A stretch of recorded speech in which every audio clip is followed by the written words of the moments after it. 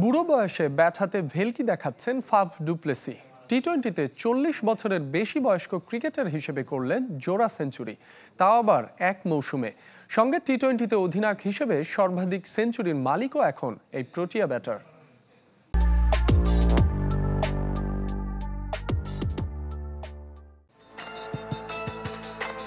ফুটবলে যেমন Cristiano Ronaldo, Lionel Messi, তেমনি বুড়ো বয়সে ক্রিকেটে ভেলকি দেখাচ্ছেন ফাফ ডুপ্লেসি।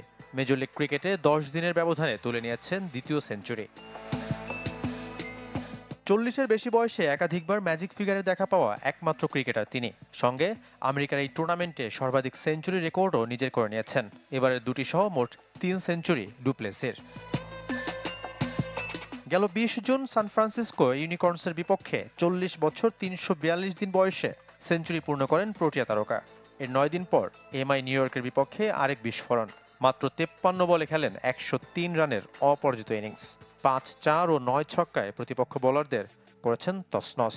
সঙ্গে কোয়ালিফায়ার নিশ্চিত করে তার দল টেক্সাস সুপার কিংস। এখানেই থামেননি ডুপ্লেসি।